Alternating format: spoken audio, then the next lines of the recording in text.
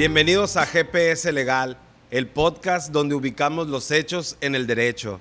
Soy Jorge Gálvez. El día de hoy, empezando este gran proyecto, tenemos la sección Hacia una justicia popular, una elección que hace historia.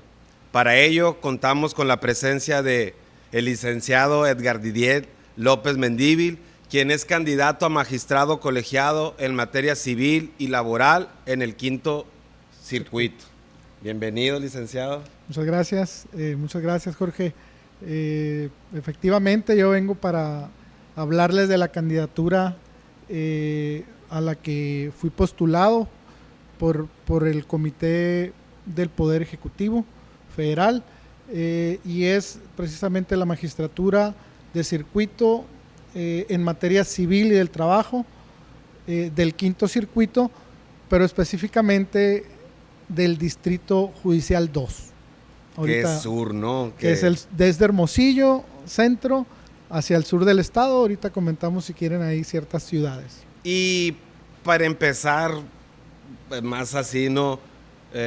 Cuéntanos quién eres, de dónde vienes, qué es lo que has hecho, un poco de tu carrera. Muy bien, sí, gracias. Mira, pues yo soy licenciado en Derecho, tengo 27 años casi de estar en lo que tiene que ver con la justicia y el derecho. Vengo de una familia de abogados y duré alrededor de 4 años de practicante en 2 etapas, estudiando y posteriormente ya después de salir de mi carrera. ¿En el mismo Poder Judicial? En el Poder Judicial del Estado de Sonora, específicamente en materia familiar, en la primera ocasión, y posteriormente en la materia civil, que es el tronco común de lo que ha sido mi carrera judicial, ¿no? Posteriormente a ello, en el 2003 me dieron una oportunidad de iniciar desde abajo como secretario ejecutivo, escribiente, lo conocemos, en la Central de Actuarios del Poder Judicial. Es un área a la que le tengo mucho cariño. O sea, absolutamente tu carrera ha sido dentro del Poder Judicial. Del Poder Judicial. Estatal, así en este caso, ¿no? Pero dentro de ese... una de las preguntas que también te quería hacer es ¿cómo llegas a este proceso y qué significa para ti esta candidatura, como lo dice el título, ¿no?, de la sección? Una elección que hace historia porque es la primera realmente como esta que se hace en el mundo, ¿no? Así es, sí, efectivamente. Pues mira, la manera en la como llegamos esto es una oportunidad que en determinado momento tenemos que verlo de esa manera. Es una oportunidad que se nos da a todo el pueblo de México para en determinado momento elegir por primera ocasión a los jueces y magistrados que imparten justicia en la nación.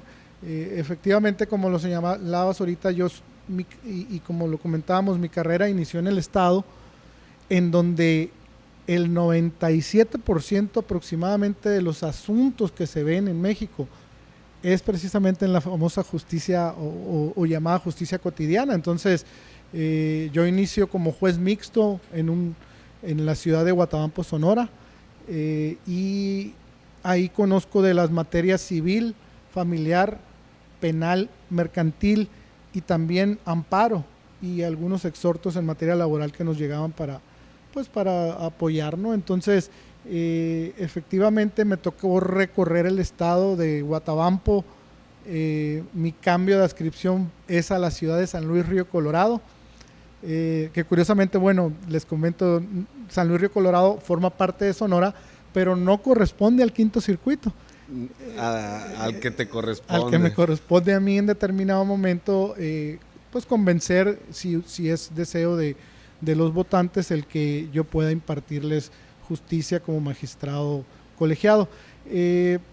Posteriormente a San Luis Río Colorado, yo fui invitado también por el Pleno del Supremo Tribunal a inaugurar y abrir un juzgado familiar en Nogales, Sonora, en el que no existía un juzgado de lo familiar, todo lo veía un juzgado mixto, civil, Y entonces en el 2010 me toca inaugurar ese juzgado con muy buenos resultados para la población de Nogales, que ya estaba pues deseosa de tener una especialización en esas materias. Pues tienes un poco ahí de estar implementando, ¿no? Un Sí, poco de trayectoria de implementar cosas pues relativamente nuevas, ¿no? sí, sí, efectivamente me tocó ahí inaugurar ese juzgado familiar y posteriormente me invitan al Distrito Judicial de Hermosillo, que en cierta manera el Distrito Judicial de Hermosillo, como todas las capitales, pues engloba la gran mayoría de los asuntos complicados, y hablándose de la materia familiar, pues ni se diga, es obviamente una materia muy sensible, pues que requiere de jueces especializados y sensibles a la materia, porque no estás en determinado momento nada más para aplicar la ley literal, sino de analizar los casos en particular, desaplicar la ley cuando la ley no es justa y en determinado momento dictar conforme a la justicia se requiera, ¿no? Entonces ya me ha tocado implementar, ¿no? Hoy nos toca pues iniciar en esta etapa como candidato. La idea es pues fortalecer en determinado momento la justicia federal. Me ha tocado conocerla, ya que posterior a que fui juez familiar otros 5 años aquí, del 2015 al 2020, se me invita por el Pleno del Supremo Tribunal de Justicia a ser secretario general de acuerdos en la segunda instancia. Ya ahora pues revisando y dándole trámite a las apelaciones que se realizan y que las partes impugnan las determinaciones de los jueces de primera instancia. Entonces hoy me encuentro analizando esa materia en funciones. Ok. Y con eso, ahora, ser candidato, ¿cómo llegas a eso? Muy bien, pues a raíz de la reforma constitucional aprobada en septiembre del año pasado, del 2024, pues vimos como comentábamos, la oportunidad de apoyar y ayudar en determinado momento en otro, vamos a decir, en otro panorama jurisdiccional, que es los tribunales colegiados de circuito, que en cierta manera un tribunal colegiado de circuito, vamos a tratar de sintetizarlo un poco, cuál es su función. La función del tribunal colegiado es terminal, es decir, para muchas de las instancias, ahorita comentaba la invitación que me hicieron para estar en segunda instancia y atender y dictar sentencia definitiva de segunda instancia, la cual es susceptible de ser recurrida mediante un recurso extraordinario, que es el amparo directo, y donde se conoce precisamente en un tribunal colegiado de circuito. Entonces, tenemos mucha interacción y comunicación con los tribunales colegiados, y en determinado momento sabemos que puede perfeccionarse. No decimos que todo esté mal, ni mucho menos. Sabemos que específicamente incluso Sonora está reconocida como una entidad que cuenta con excelentes funcionarios judiciales. Sabemos que hay cosas que cambiar, sí, como en todos. Sabemos que hay negritos en el arroz, y pues hay que tratar de cerrar puertas, ¿no?, a esas acciones. Entonces llega la reforma y tú, ¿cómo te agarra en el sentido, estás dentro del mismo poder judicial, aunque es del estado, pero estás dentro de, ¿no? Sí, efectivamente, a mí me corresponde estar en campaña a partir de hace 15, 17 días, y efectivamente yo estoy en funciones. Entonces tengo un poco acotada la posibilidad de hacer campaña o proselitismo. O ciertas cosas, ¿no? Sí, ¿por qué cuestión? Al estar en funciones en el estado, de 8 a 3 de la tarde, pues yo tengo pues mis labores para las cuales soy contratado y por los cuales sigo siendo un servidor público de lunes a viernes. Eso no quiere decir que nosotros trabajamos de lunes a viernes de 8 a 3, pero es por los lineamientos que el INE ha determinado y que hemos estado muy pendiente de ello, pues tenemos una prohibición, que es totalmente entendible.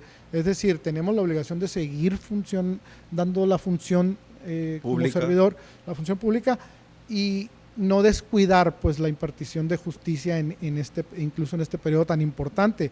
¿Cómo llego en determinado momento? Pues me leo la propuesta primero y luego la reforma judicial, la reforma constitucional, y que en determinado momento se ha nombrado como reforma judicial, y efectivamente veo una oportunidad de sí abonar y apoyar en la impartición de justicia en México, poniendo obviamente nuestra experiencia, vamos a decir, en atender a las personas durante más o casi 23 años de manera formal, y con los 27 que te digo que incluso desde que estamos como practicantes, ¿no? Y que sabemos qué es lo que la gente requiere, de qué se adolece en determinado momento la justicia en México. Entonces decidimos postularnos, pasamos por varias etapas, entre ellas pues fue primero todos los requisitos que la reforma traía en sí, y ya posteriormente pues fue la etapa de entrevistas, al determinarse la idoneidad por parte del comité del Poder Judicial, del Poder Ejecutivo, federal, entramos a la etapa de insaculación, en la cual se nos otorgó la famosa tómbola, que es ahora pues nombrada de esta manera, que es la insaculación para efecto de que ya no nada más la expertise de cada persona, reunir los requisitos, sino también, pues se tiene que decir de esta manera, fue al azar, ¿no? El hecho de que todas esas personas consideradas como idóneas pudieran ser consideradas candidatas. Todos tienen la capacidad, todos tienen los requisitos, es la idoneidad, ¿no? Entonces, pues no pueden todos llenar el espacio que se está brindando ahí para ser electos, ¿no? Entonces, te quisiera hacer otra pregunta, ¿no? Como un potencial magistrado en la materia civil y laboral, ¿no? ¿Cuál consideras que es el principal reto jurídico en el quinto circuito? Okay.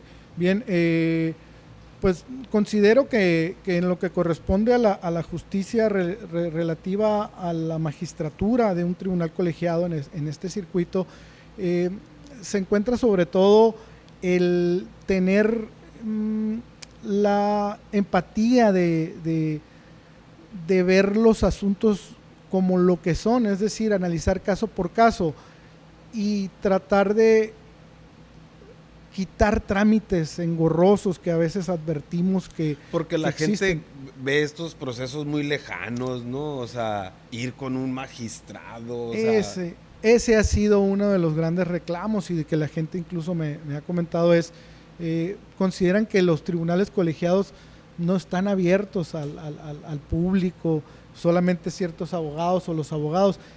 La justicia de puertas abiertas debe de ser una realidad. Ello no quiere decir que tengas que descuidar ni mucho menos tus obligaciones. Por eso comentaba ahorita que de 8 a 3 pues es un horario de oficina, vamos a decir, pero todo las personas que conocen el actuar jurisdiccional saben que pues de 8 a 3 de 8 a 3 atendemos en la medida posible a la gran cantidad de gente que va, y que no es un favor el que se hace, es una obligación que se tiene. Esto es una gran responsabilidad, pues no es nada más verlo como que ganaste en esta contienda algo. Tienes una responsabilidad con todas las personas de atenderlas. Entonces, al considerarse que debe de ser de puertas abiertas, es porque tu obligación es esa. Tu atención a los asuntos debe de ser o puede ser después de las 3. Pues así es. Si tú después de las 3 tienes que quedarte a seguir revisando, lo tienes que hacer. Fíjate que a mí me tocó mucho, y en la materia familiar se presta. Yo hago mucho énfasis en la materia familiar porque fui 10 años juez de materia familiar, aparte de todas las demás materias. Pero es donde más la gente se acerca al juez.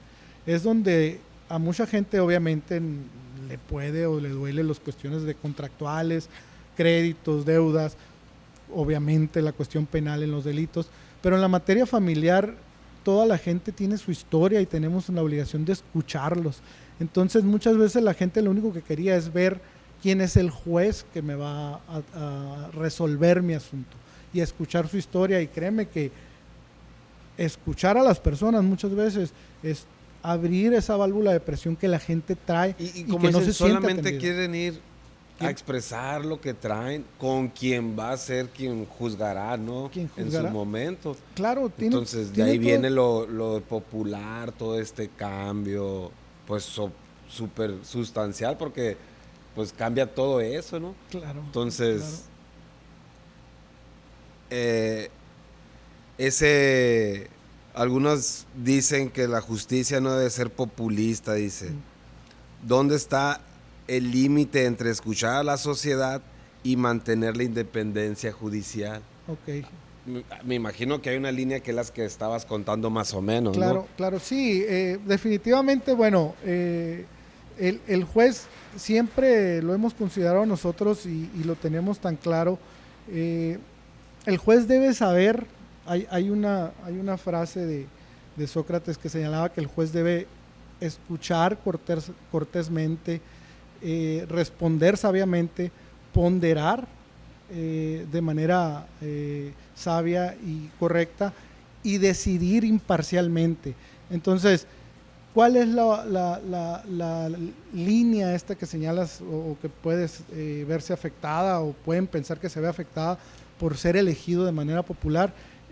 Yo creo que quienes nos hemos dedicado a esto tenemos muy claro de que no podemos y no nos debemos absolutamente a ningún interés en particular. La gente de la que está ávida y de lo que quiere en determinado momento sentirse representado es en una impartición de justicia imparcial, honesta, rápida, real y clara, que hoy por hoy sabemos que quien no es abogado, y muchas veces incluso los propios abogados pueden leer una sentencia y habrá que Quien interpretársela. no la entienda, Hay una la verdad. obligación que nosotros implementamos como jueces familiares. También nos tocaba, no es que hayamos descubierto el hilo negro, esto se implementa en varios países y ciudades, pero es la famosa sentencia amigable, pues clara, de lectura fácil, que por lo general nosotros lo hacemos cuando hay menores, cuando hay niños y en determinado momento ellos como menores tienen el derecho de participar en los asuntos que involucren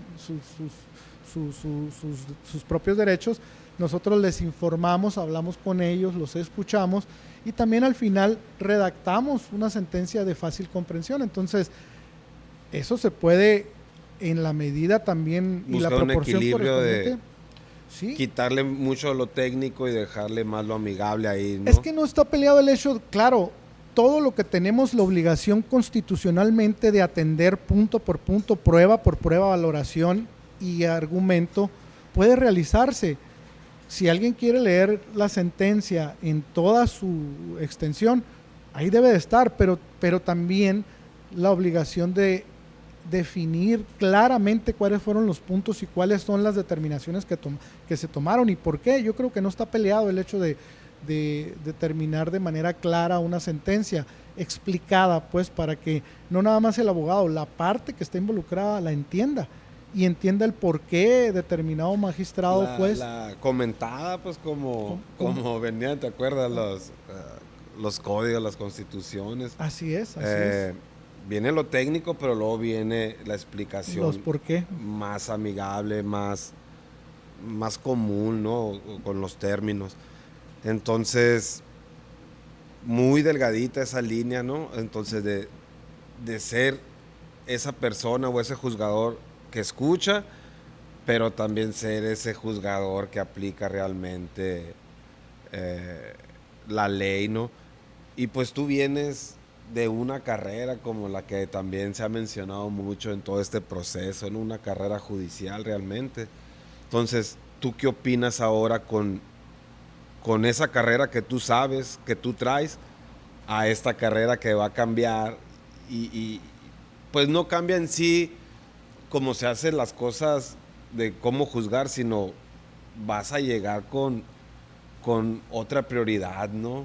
De la elección. Yo llegué no porque me puso a alguien, sino porque realmente la gente así lo quiso, ¿no? Claro, claro, sí, definitivamente yo creo que la experiencia que te ha dado el estar en un tribunal o en un juzgado, yo creo que abona en determinado momento, porque únicamente si estás en esa labor jurisdiccional, puedes percatarte realmente de cuáles son las necesidades primordiales, pues de qué está ávida la gente y, y el hecho de ahora poder legitimarse mediante el voto popular, yo creo que es muy buena oportunidad para que en determinado momento esas autoridades que a veces se sentían o sienten que se tiene un poder que no puedes bajar del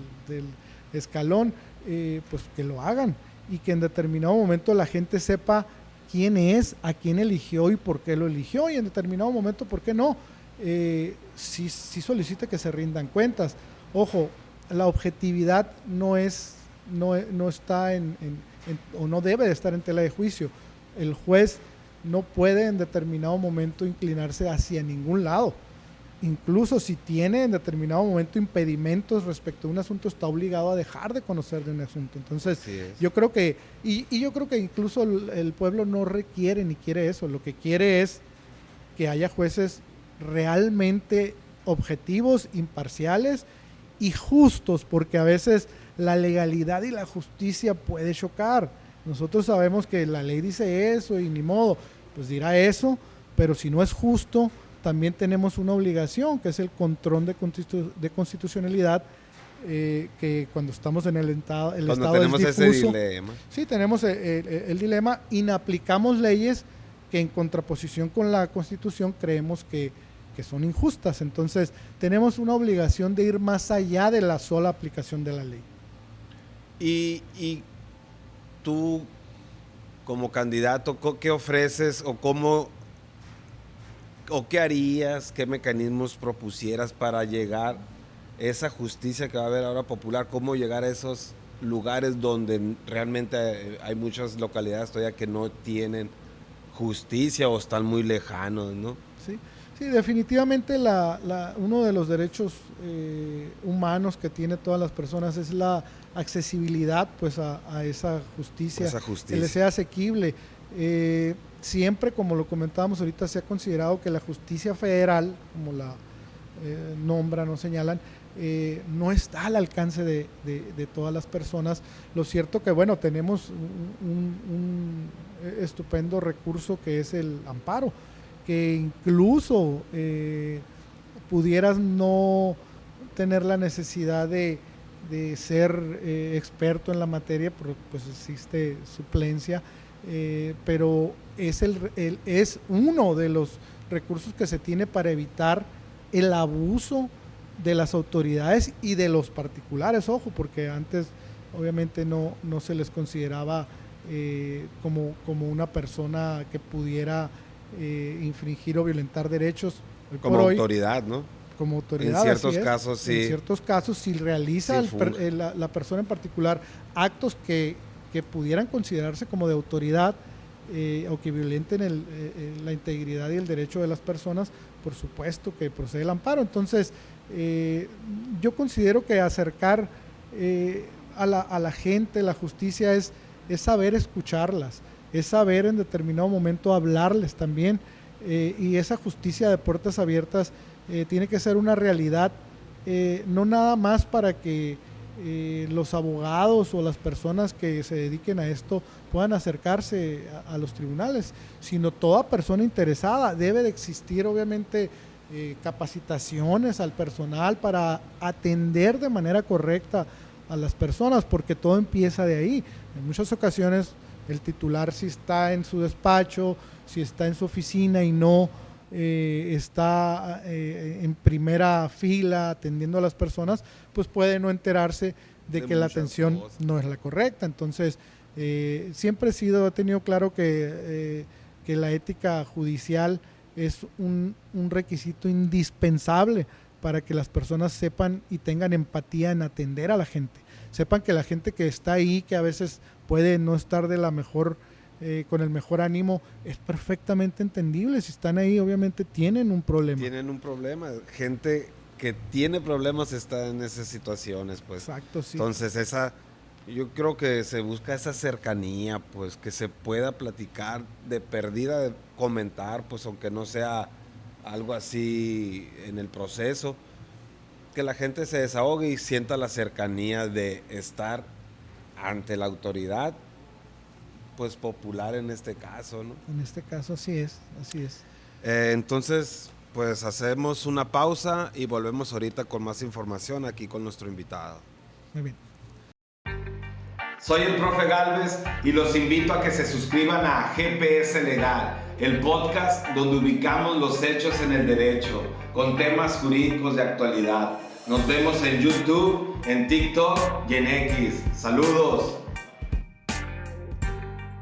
Pues volvemos con GPS Legal, el podcast donde ubicamos los hechos en el derecho. Y continuamos con nuestro invitado, el licenciado Edgar Didier López Mendívil. Entonces, para centrarnos más sobre la elección y la votación, quería hacer una pregunta. ¿Nos podría explicar cómo será el proceso de votación y específicamente las boletas, ¿no? Ya que tienen su color y luego tienen su especialidad también, ¿no? Claro. Sí, fíjate, Jorge, respecto de las boletas, es la duda que la gran mayoría de las gentes que me ha tocado hablar y aclarar ciertos puntos es precisamente porque sale, como es una elección extraordinaria, como bien lo comentas, nunca ha pasado, nunca habían elegido jueces ni magistrados, también se aparta de la manera en la que son elaboradas las boletas y que sí requiere y requirió un gran esfuerzo por parte del INE. A diferencia de en elecciones ordinarias, que aparece pues un cierto partido, la foto de cierta persona, nombres y hasta, no sé, apodos o seudónimos. En la actualidad, la diferenciación, como tú lo señalas, y va a ser por colores. Está para ministros que es la morada, está para el Tribunal de Disciplina Judicial, que es la novedad, junto con el órgano de administración en esta reforma, que es la azul. Sin embargo, en la que nos corresponde a los magistrados de tribunal colegiado es la boleta rosa. Esa es una de las características que va a tener la boleta en la que tu servidor va a aparecer con su nombre, con el comité por el cual fue postulado, que es... en este caso el tuyo es... el Poder Ejecutivo. El Poder Ejecutivo. Y en determinado momento hay un subcolor, le vamos a decir así para no confundir a la gente más, que es una franja amarilla, porque la materia que me corresponde es la materia civil y del trabajo. Esto quiere decir, lo explico así rápido, que en esa boleta va a haber una columna que va a corresponder a las mujeres, columna izquierda, y columna derecha a los hombres. Y dentro de esas columnas, en específico en la de los hombres, vienen los magistrados de apelación, los magistrados civil y del trabajo, el magistrado penal y administrativo. Entonces van a estar numerados. Todos los que estemos en esa columna derecha vamos a tener un número. Enseguida va a estar lo que comentábamos, el comité que te postula y tu nombre. Entonces la manera correcta, si tú identificas, en mi caso yo soy el número 11 del Distrito Judicial Electoral 2, porque aquí en el estado se dividió para los magistrados de colegiado en Distrito 1 y Distrito 2. Ya mandamos en su momento una publicación en mi página de Facebook. Los municipios, ¿no?, que pertenecen a ese vienen los distrito. Municipios que corresponden. No es propiamente, así lo podemos definir, como de Hermosillo Centro hacia el sur, pero tenemos también a Santana, que es más al norte, tenemos los pueblos del río Sonora, tenemos todos los pueblos del sur pero hay un mapa ahí que el INE ya también presentó en el que se advierte más claramente. Pues entonces, las colonias de la mitad que vamos a decir de Hermosillo también está definida en esa información que hemos subido con mi nombre, y con el INE lo ha difundido también, pero quien lo ocupe, Edgar Didier López Mendívil en Facebook, así me pueden encontrar. Entonces la manera va a ser identificando el número que corresponde al candidato por el cual quieres votar. En mi caso voy a explicarlo porque es el 11, boleta rosa, número 11, y el subcolor vamos a decir que es la franja amarilla puesta en la casilla que corresponda, porque va a estar amarillo, azul y rosa. Hay quien pregunta, oye, si me equivoco de casilla y la pongo en una que está de color azul, no pasa nada.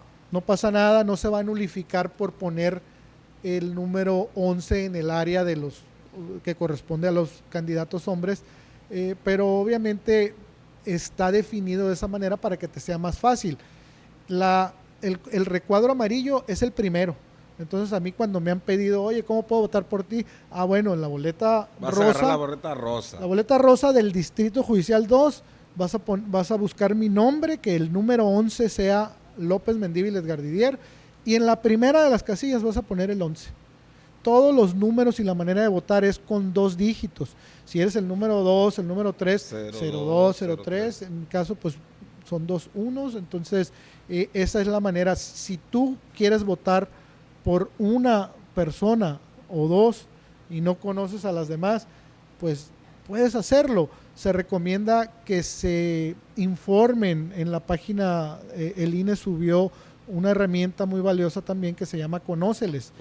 Ahí viene toda la trayectoria del currículum, las propuestas. Entonces, varios de las personas que me han preguntado, oye, ¿cómo conozco a los candidatos? Puedes entrar en la página, Conóceles, ahí es fácil, pones tu entidad federativa, pones la clave que viene en tu INE, y si quieres no llenes lo demás, porque también te da la opción de elegir por comité, pero si quieres ver a todos, pon Sonora, tu clave, la que viene en el INE, y ponle buscar, y ahí te va a arrojar la totalidad de los candidatos a magistrados y jueces. Sí, ahí he estado checando la página y trae varias información, pero aún así, como por ser nuevo, pues ahí nos trae estudiando a todos, buscando, haciendo este tipo de proyectos para que la gente se informe. Porque, bueno, ya agarras la boleta rosa y luego ya vas y ves que sea tu nombre, ves el número, ves que sea la materia. Entonces ya son varias cosas que igual, ¿no? Antes era nomás tachar algún color, alguna persona, y ahora es llevar una lista, o sea, una lista a ir a votar porque son 6 boletas, ¿no? Las que van a dar. Son 6 boletas de la federal, de la elección federal, y 4 en el estado, local. En la local. Entonces, sí, efectivamente yo creo que se puede ayudar muy bien la gente conociendo previamente en ese mismo herramienta Conóceles, aparece el número y el distrito de las personas. Entonces, si tú tienes en determinado momento empatía, te gusta cierto candidato, pues puedes ir anotando. Entonces, hay gente que dice, oiga, yo quería votar por usted, pero soy del distrito 1, pues obviamente hay muchas personas que tienen en determinado momento carreras muy valiosas y muy buenas propuestas que están en el distrito 1, y yo les invito a que voten, a que hagan uso de esta herramienta que ahora está a disposición de la gente, que antes no la tenían. Yo le agradezco mucha familia, incluso en mi caso hasta mi madre me dice, hoy no voy a poder votar por ti, ella está en el distrito 1, no te preocupes, con tu bendición y tu buena suerte, a mí me es suficiente, pero sí le estamos pidiendo a mucha familia y amigos que están en el distrito 2 que conozcan a los candidatos realmente, y que si es su deseo y quieren apoyarme, pues les digo, distrito 2, boleta rosa, número 11. Eso es todo. Entonces, son 6 boletas y luego 4. Entonces vamos a tener que llevar esa lista comentando ahí que pues antes ibas tú con 1 o 2 nombres nomás, pero ahora vas con una lista y luego ustedes como candidatos no compiten con las mujeres, ¿no? No. O sea, tú compites con los hombres. ¿Cuántos serían elegidos en este caso? En el caso que me corresponde, somos 7 candidatos para 2 puestos. Ok, son 2 puestos. Son 2 puestos y efectivamente, como lo señalas, por cuestión de paridad, y que es correcto también creo, nosotros competimos entre los hombres y las mujeres tienen la elección también aparte. Pues todo eso también es nuevo y da oportunidad pues a esa paridad, pues de que hagan la distinción para que cada quien tenga Claro. la competencia más pareja. Entonces, continuando aquí con las preguntas, una pregunta más de fondo, ¿no? Sobre todo este tema, sobre todo este cambio que ha sufrido el Poder Judicial. Entonces, primero, ¿cómo evitar que esta elección se convierta en un concurso de popularidad y no de capacidad jurídica? Hablando de que mucha gente no va a votar por ti, ¿cómo le vas a hacer para que esa gente vote por ti? O cómo dar a conocer tus sentencias, tu trabajo, o sea, todo eso. Pero cómo hacer esa distinción porque es lo que anda ahorita, ¿no? Lo que Claro, todo el claro. mundo anda comentando de que si yo no soy para un concurso de popularidad, yo tengo mi capacidad, tengo mi carrera judicial. Pero ¿cómo crees que se podría hacer esa distinción? Claro, claro. Mira, efectivamente no se estaba acostumbrado a en determinado momento pues salir y anunciarte y mostrarte quién eres o cómo eres. No porque en muchos de los casos, no porque no se quisiera, no era obviamente una de las facultades que se tenía. ¿Por qué? Porque también hay que ser muy respetuoso en las partes, dar a conocer datos o detalles tenemos constitucionalmente prohibido. Sin embargo, hay casos emblemáticos y en determinado momento pueden las personas acceder. En el caso, a mí me correspondió, y yo les comento cuando voy a alguna plática, alguna charla, en el 2010 y 2011 en inaplicar ciertos preceptos del Código de Familia. En aquel entonces, disculpen, era el Código Civil. El Código de Familia fue en el 2011, en el que obligaba a las partes a acreditar una causal para divorciarse. Y era jurisprudencia de la Suprema Corte. Si no acreditabas plenamente una causal, no te podías divorciar. Caías en el absurdo de que De depender. las personas permanecían unidas en matrimonio cuando no lo querían. Entonces, ya posteriormente se emitió en otros estados y en la Ciudad de México, en el estado de Veracruz, salió una jurisprudencia que ya se apartaba de eso y decía que no se necesita acreditar causal, sino en base al libre desarrollo de la personalidad podías tú divorciarte por el solo hecho de pedirlo. Así como tuviste la opción de casarte, que fue voluntaria, también de divorciarte. Me tocó el 2015 que llego yo a Hermosillo, invitado aquí como juez familiar, a admitir el primer trámite, porque la legislación que tenemos en materia familiar aún prevé causales. Y nosotros... Ahí están, ¿no? Ahí está, no se ha reformado la ley. Entonces, ¿qué es lo que teníamos que hacer o qué teníamos que hacer? Ir más allá. No quedarnos nada más con lo que la ley dice. Entonces, inaplicar artículos y en determinado momento respetar los derechos de las personas. Hoy, o los divorciantes que decían, no tengo por qué subirme al ring para expresarte una causal. Únicamente tengo que garantizar derechos si hay menores, y si no lo hay, nomás no quiero estar unido en matrimonio. Entonces, porque ese es el llamado divorcio express, ¿no? Pero es la disolución del vínculo, pero si hay cuestiones adyacentes. hijos, todo eso queda pendiente, pero lo express es que te divorcias, ¿no? Sí. Quedando pendiente todo este tipo de cosas. En la entidad, sí, lo llaman, es el divorcio sin expresión de causa. Diferenciarlo un poco del divorcio express de la Ciudad de México. Porque en la ciudad, mencionado sí, ese. en la Ciudad de México sí había, bueno, en el Estado de Con México el la término ciudad, express. express, Ok. y el otro sin expresión de causa. Entonces, si es express, se puede determinar así porque ya no te obligan a acreditar una causal y admitir pruebas y testigos.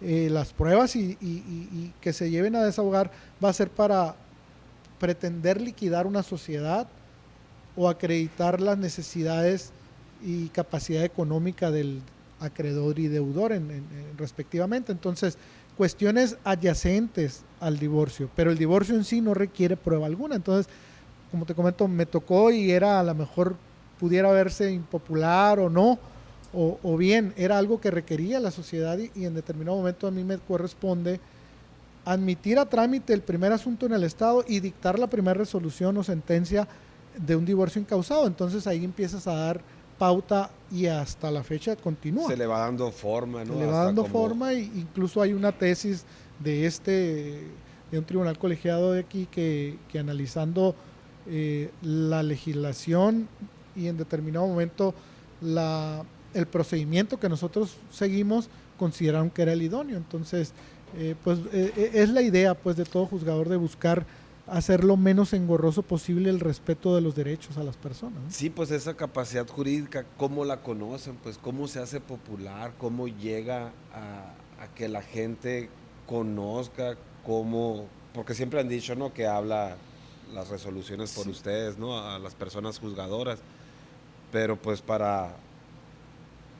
Así como me imagino que te sientes que nunca has andado buscando el voto de alguien para demostrar tu capacidad o para seguir aportando sobre eso, ¿no?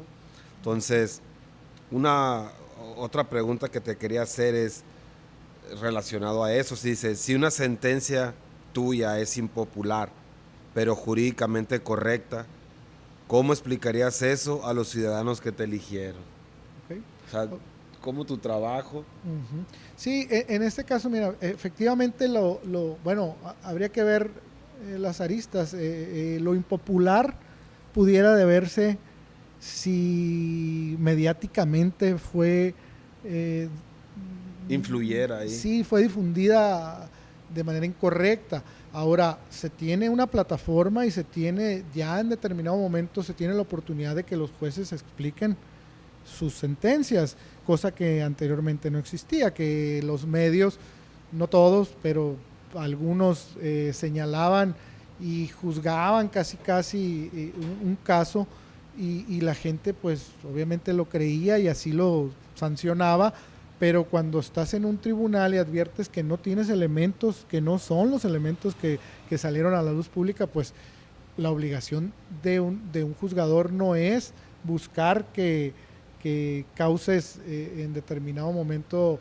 la mejor de las impresiones para quedar bien, sino hacerlo justo, porque ojo, están los derechos de esas víctimas, esa persona que está involucrado no por el hecho de un juez querer quedar bien, va a cometer una injusticia. Entonces, sí se tiene la obligación de respetar los derechos de todas las personas, aunque pareciera que fuera, yo no diría que dictar una sentencia impopular, sino una sentencia justa, a lo mejor indebidamente detectada como impopular, pero explicar, subirte en determinado momento se tiene el derecho, si un medio de información sin elementos mal informa, pues se tiene también el derecho constitucional de réplica y que ya se está utilizando en determinado momento, cosa que los juzgadores pues no lo hacíamos porque no se quería o porque estamos impedidos en determinado momento a dar características y datos de asuntos que puedan violentar derechos de las personas. Entonces, yo creo que lo popular lo va a hacer el hecho de que lo expliques y lo juzgues de manera correcta y lo expliques, ¿por qué no? Si las condiciones te lo permiten. Sí, pues esa capacidad que se tiene, pero ahora transmitirla popularmente, popularmente hablando, que llegue a más gente, pues porque pues Y que sepan por qué. que sepan por qué están pasando las cosas, que va a dar también eso, va a dar cercanía ya sea juez de distrito, sea juez o magistrado, ministro, cualquier persona juzgadora ya va a tener eso, como dices, a puerta abierta, va a estar expuesto a todo. Claro. Te van a escudriñar tus sentencias ahora y no van a estar escondidas las sentencias o allá, pues, ¿no? En los lugares más, ahora van a estar más a la mano para poder estar checando. Y qué bueno que comentes eso de tener como dos resoluciones, ¿no? Como la técnica y la amigable, ¿no? La Y amigable. que las dos tengan valor, ¿no? Para Claro, claro. jurídicamente y para darle eso Sí, a... sí, es explicar de manera amigable qué es lo que pasó en el procedimiento y por qué determinaste esto. Las cuestiones técnicas, jurídicas, la argumentación está en la resolución que conocemos hoy por hoy. Entonces, creo que sí hay mucho por hacer. Es una muy buena oportunidad de acercar un poco más a la gente la justicia y que la entiendan así como lo que es, pues con jueces justos, objetivos, imparciales, empáticos y en determinado momento íntegros. La manera en la que juzgas, la manera en la como te comportas en tu día a día tiene mucho que ver, tiene mucho que decir. ¿Cómo es Eh, el buen juez por su su casa casa empieza, empieza? exactamente. Entonces, ahí yo creo que esa es una cuestión de congruencia, pues, ¿no? Que debemos vigilar y ver qué ha pasado. Esa es una de las herramientas también que se puede vigilar, ¿no? ¿Quieres conocer a tus candidatos? Pues checa en determinado momento cómo se comportan. Pues, pues creo que hemos tenido una buena plática y hemos dado buena información sobre pues tu persona, sobre ti como candidato, lo que has hecho, cómo piensas y esa explicación de las boletas, la forma de votar. Creo que en eso aquí en el programa nos vamos a seguir enfocando más porque de eso se trata, ¿no? Información, que este hecho trascendental, histórico, por primera vez en el mundo, pues salga de la mejor manera, ¿no? Y pues ustedes, candidatos, llegando a los puestos esos y nosotros como gente que quiere, que está interesada en que todos los demás se enteren y que tengan esa certeza de, por ejemplo, irse con su listita, llegar, saben qué va a pasar. Pero como es la primera vez, todo es nuevo para todos nosotros y pues, licenciado, muchas gracias por estar con nosotros y no sé si desea Gracias, comentar algo gracias a más ti, a Jorge. la gente que nos está viendo. Sí, muchas gracias a todos. Y sí, la invitación es de que se sumen, que hagan valer su derecho. Hay gente que está intentando desanimar. Yo creo que el mejor ejercicio que puedes hacer para que esto salga de la mejor manera es hacer valer tu derecho a votar.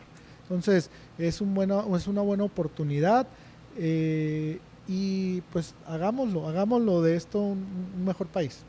Pues ahí lo tenemos, el licenciado Edgar Didier López Mendívil, candidato a magistrado colegiado en materia civil y de trabajo del quinto circuito. Entonces, muchas gracias. Esto fue GPS Legal, el podcast donde ubicamos los hechos en el derecho. Y nuestra sección, ¿cómo se puede decir? Que nos da nuestra patadita, ¿no? Esta que es hacia una justicia popular, una elección que hace historia. Muchas gracias. Suscríbanse, ahí estamos en YouTube, TikTok y en X. Sale. Gracias.